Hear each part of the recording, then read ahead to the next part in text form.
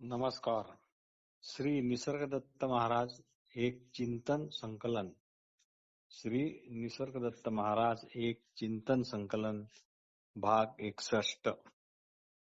61वा. श्री निसर्गदत्त महाराज म्हणतात, आपणच असल्याचे ज्ञान कसे सहजपणे आपोआप वही वाटते हे फक्त बघा. श्री निसर्गदत्त महाराज म्हणतात, आपणच असल्याचे ज्ञान कसे सहजपणे आणि आपोआप वही वाटते हे फक्त बघा. स्वतःच्या बुद्धीला वळवळ करू देऊ नका. आपण ज्ञानी झालो असा पागलपणा मिरवू नका. फक्त बघा. काय बघा? आता तू स्वतःला जे समजतो ते तू नाहीस. काय बघा? तर आता तू स्वतःला जे समजतो ते तू नाहीस. हेच बघा. काय आहे, कोण आहे या फंद्यात पडू नका.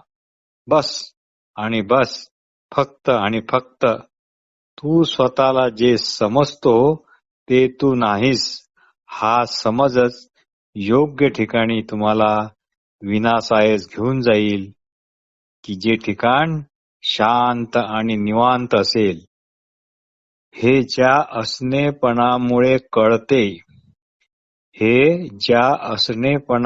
कळते, ते न विचार करता कळणारे आहे.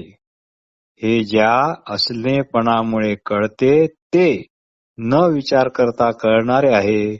पण त्याचा विचार करू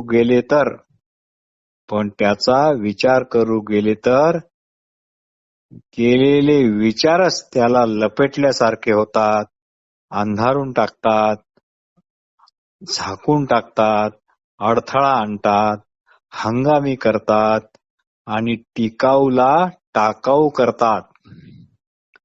निसर्गदत्त महाराज म्हणतात, देहबुद्धी असली की मरणाची भीती दुणावते.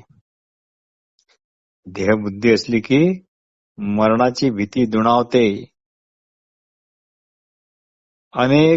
आपले अनेक जन्म झाले असे आपल्याला सांगितले गेले, ते आपल्या मनावर बिंबल्या गेले आहे.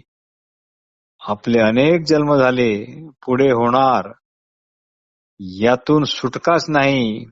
या ऐकलेल्या, वाचलेल्या, सांगितलेल्या गोष्टीचा आपण काल्पनिक प्रचंड धसका घेतो. पण एकदा स्वरूप धर्म कळला की या व्यर्थ कल्पनांचे हसू येते. अशा कल्पना आपण केल्याच कशा, हा आपल्या ठिकाणी गाढवपणा आलाच कुठून, याबद्दल आपण शंकित होतो. याबद्दल मग आपल्याला खेद वाटतो. एक मानवाची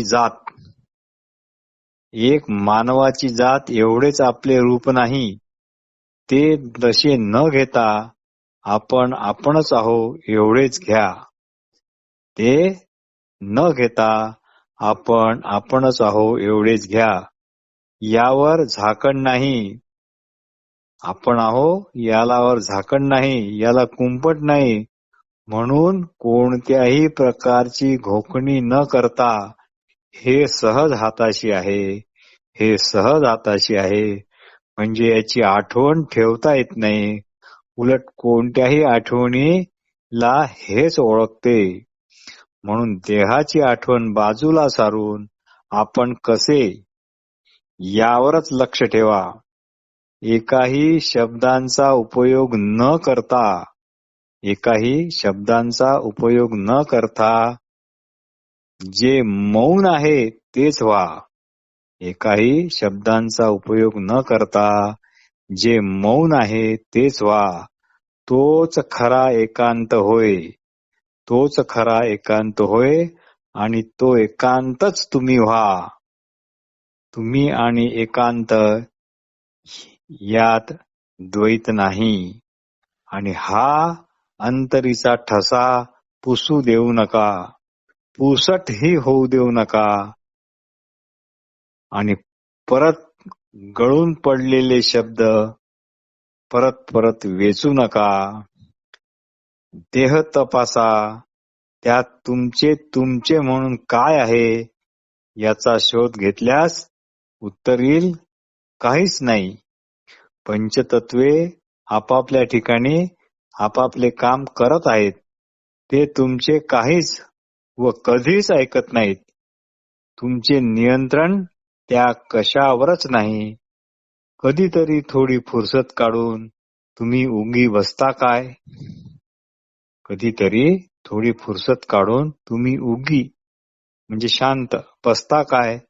देह आपला व इतरांचा जाणार तेव्हाच जाणार. मग आपली टिकाऊ स्थिती आपण का बिघडावी? आपले व इतरांचे असलेपण हे असलेपण म्हणून नित्य प्राप्तच आहे. ते व्यक्तिगत असे नाही. ते एकतर सर्वांचे आहे, नाहीतर कुणाचेच नाही. पण कुणाचेच नाही असे मात्र होत नाही. जे जे जाणवते ते ते जाणा व ते आपण नाही यावर शिक्का मारून सही करा. जे जे जाणवते ते ते जाणा व ते आपण नाही यावर शिक्का मारा, सही करा. जे जे विसरले जाते ते ते आपण नव्हे हे लक्षात ठेवा. जे जे विसरले जाते ते ते आपण नव्हे हेच लक्षात ठेवा. जे जे विसरले जाते म्हणजे आठवतच नाही असे जेव्हा होते तेव्हा काय विसरले असे स्वतःला विचारताच काहीच न आठवल्यामुळे जे मौन पदरात पडते ते मौनच तुम्ही व्हा. मौन व तुम्ही एकच, दोघांमध्ये फरक नाही. इथे फक्त आणि फक्त मौन, निशब्द मन किंवा निशब्द म्हणजेच तुम्ही. मौन व तुम्ही असे विभाजन नाही. निशब्दता आणि तुम्ही असे पण विभाजन नाही. आणि माझे मौन तर म्हणताच येत नाही. म्हटले तर ते मौन होत नाही. म्हणून उजेड होऊनी उजेडच रहा. म्हणून उजेड होऊनी उजेडच रहा. उजेड व तुम्ही एकच. वस्तुतः तुम्ही नाहीच, फक्त उजेडच उजेड आहे. म्हणूनच श्री निसर्गदत्त महाराज म्हणतात, आमच्या या परमार्थात काहीच मिळवायचे नाही किंवा काही गमवायचे पण नाही. जे आहोत तेच व्हायचे आहे. म्हणजे परत फक्त जाणायचेच आहे. याकरता फक्त तुम्ही एकच करा. जे जे कळत जाईल ते ते तात्काळ फेकत राहा. याकरता तुम्ही एकच करा. जे जे कळत जाईल ते ते तात्काळ फेकत राहा. लगेच मोकळे व्हा. मला आठवते ही फार जुनी गोष्ट आहे. साधारण 75-76 सालातली असावी. त्यावेळी मी मुंबईला काही दिवसाकरता आमच्या ऑफिसच्या ट्रेनिंगचा जो कोर्स होता त्याच्याकरता गेलो होतो. तर मी ज्या ठिकाणी राहायचो त्या ठिकाणी आणि ट्रेनिंग सेंटरमध्ये जायला मला बस करावी लागत असे आणि बरेच दूर होतो. त्यामुळे मी बसने यायचो जायचो. त्या बसमध्ये एक वृद्ध पारशी गृहस्थ रोज खिडकीपाशी बसलेले दिसायचे आणि त्यांच्या हातात पुस्तक, सतत पुस्तक वाचत. कधी मी त्यांच्या शेजारी, कधी मी त्यांच्या मागे पुढे बसत असत. ते पारशी गृहस्थ रोज कोणते ना कोणते पुस्तक, नवीन पुस्तक, जुने पुस्तक असे काहीतरी आणत आणि खिडकीपाशी बसून प्रवासभर वाचत असायचे. पण कितीही नवीन पुस्तक असो, जुने पुस्तक असो, ते त्या पुस्तकाचे पान वाचून पूर्ण होताच ते ताबडतोब लगेच फाडून टाकत आणि खिडकीतून चक्क बाहेर फेकत आणि वाऱ्याबरोबर ते पान कुठे जात असे देव जाणे. पान पूर्ण वाचून झाले की फेकलेच बाहेर. पान पूर्ण वाचून झाले की फेकलेच बाहेर. ते सद्ग्रस्त असे का करत ते तेच जाणे. असो तर निसर्गदत्त महाराज म्हणतात, जे जे कळत जाईल ते ते फेकत राहा आणि मोकळे व्हा. तुमची आपण अमुक तमुक असल्याची जाणीव तुम्ही नाही, पण हे असे मी अमुक तमुक असल्याची जाणीव नाही असे कोण म्हणते? तुमची आपण अमुक अमुक असल्याची जाणीव तुम्ही नाही, पण हे असे मी अमुक तमुक असल्याची जाणीव नाही असे कोण म्हणते? हा बोध कुणाला होतो? की हा केवळ बोध आहे, कुणाचा असा नाही? तर इथे बोध हाच बोधवान व बोधवान हाच बोध, म्हणजे केवळ बोधच हा वैयक्तिक कुणाचा असा नाही, हीच यातील ज्ञानोबाची मेक आहे. म्हणूनच श्री निसर्गदत्त महाराज म्हणतात, आपण अमुक तमुक असे नाही असे कोण म्हणते? तेच तुम्ही असले पाहिजे. फक्त एवढेच जाणायचे आहे की जाणीव शुद्ध असलेपणा प्रत्येक प्राणीमात्राच्या मानवासहित देहाबरोबरच असतो व देह सरला म्हणजे देह विसरला गेला की तो जातो, बस इतकेच चालते. जन्म मरण काही नाही. श्री निसर्गदत्त महाराज म्हणतात, प्रातःकाळी जी अवांछित जाग असते, प्रातःकाळी जी अवांछित जाग असते ती जाग क्षणभरच टिकते. तेच तुम्ही आहात, तेच तुमचे खरे स्वस्वरूप आहे. ती जाग पकडा व दिवसभर ती जाग जागवा. ती जाग पकडा व दिवसभर ती जाग जागवा. म्हणूनच सिद्धरामेश्वर महाराज म्हणत, आपण कोण आहोत याचा सतत विचार करावा. आपण कोण आहोत याचा सतत विचार करावा. संसार हा घाण्याच्या बैलासारखा आहे. संसार हा घाण्याच्या बैलासारखा आहे. कितीही चालले, मैलो गणी चालले, तरी बैल हा जागच्या जागीच असतो. हरामवतीने मरण्यापेक्षा तुम्ही बैलासारखी मार खाण्याची वेळ येऊ देऊ नका. आयुष्याचे 2 दिवस गमावू नका, वायफळ घालू नका. हा देहाचे म्हणजे या हाडामासाचे काहीच कामाला येत नाही. या देहाचे म्हणजे या हाडामासाचे काहीच कामाला येत नाही, पण यामुळे आपण कोण याचा विचार मात्र करता येतो. पण यामुळे आपण कोण याचा विचार करता येतो, हेच याचे महत्व आहे.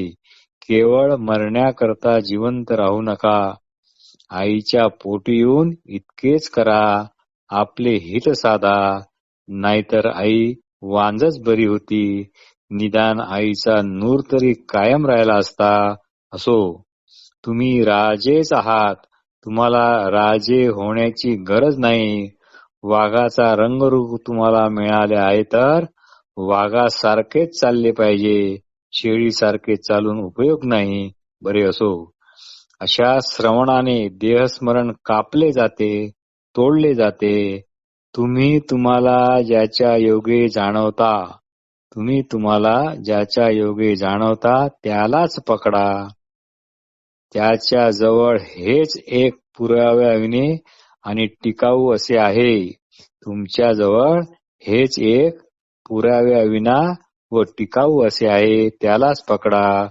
पण त्याला तुम्ही देहरूपात मानता, देहरूपात समजता, देह म्हणून वागता, म्हणून अडचणीत येता. हा गैरसमज टाका.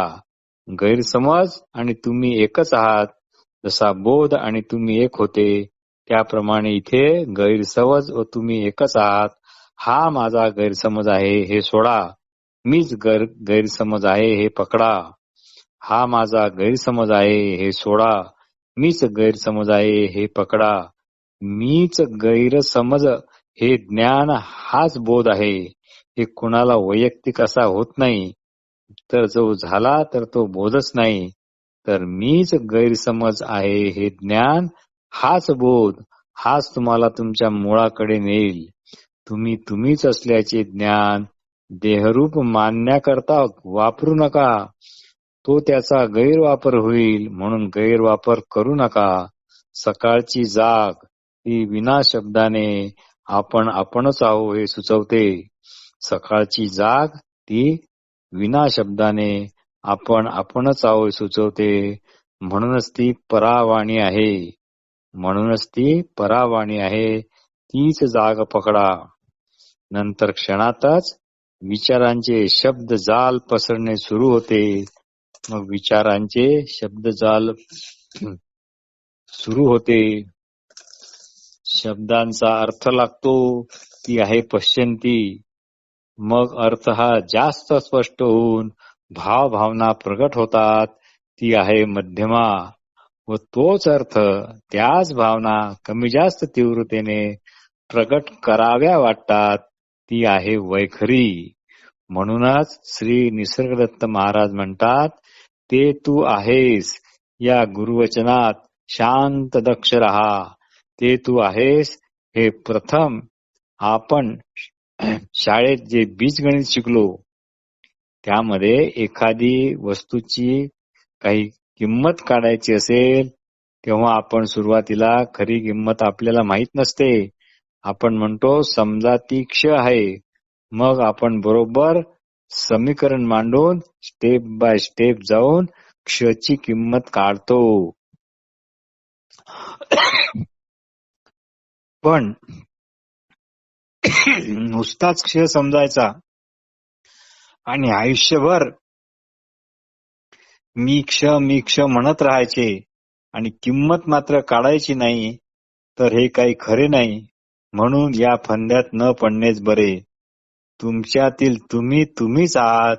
हे तुमच्यातील तुम्ही तुम्हीच आहात ही प्रत्यक्ष हालचाल. तुमच्यातील शिष्य गुरु यांचीच हालचाल आहे. श्री सिद्धरामेश्वर महाराज एक मोठ्या गमतीची गोष्ट सांगत. श्री सिद्धरामेश्वर महाराज एक मोठ्या गमतीची गोष्ट सांगत. मीच राजा हे लपून खरा राजा वेश पालटून रात्री फिरत होता. पहारेकरांनी त्याला अंधारात चोर म्हणून पकडले. पण मीच राजा म्हणताच तो राजा सुटला. जसा अभिमान धराल तसे तुम्ही व्हाल. महादेव जर स्वतःला नंदी समजत असेल तर त्याला नांगर हा ओढावा लागणारच. त्याच्या खांद्यावर जुहे येणारच. गाढवावर बसणारा भ्रांतीने जर स्वतःला गाढवच समजू लागला तर काय होईल? ही सृष्टी ज्ञानी माणसाला आपले खरे स्वरूप दाखवते, पण अज्ञानी माणसाला भुलून ठेवते. ही सृष्टी ज्ञानी माणसाला आपले खरे स्वरूप दाखवते, पण अज्ञानाला भुलून ठेवते. गुरु एक नवा डोळा देतात व मिथ्या पाहणारे दोन डोळे काढून घेतात. श्रीरामाची भेट होण्यापूर्वी मारुतीला मी माकड आहे असे वाटत होते, पण राम या सद्गुरूशी त्याची भेट झाली आणि ते तू आहेस हा उपदेश त्यांना मिळाला आणि नंतर मारुती हा आत बाहेर रामरूप झाला. नमस्कार.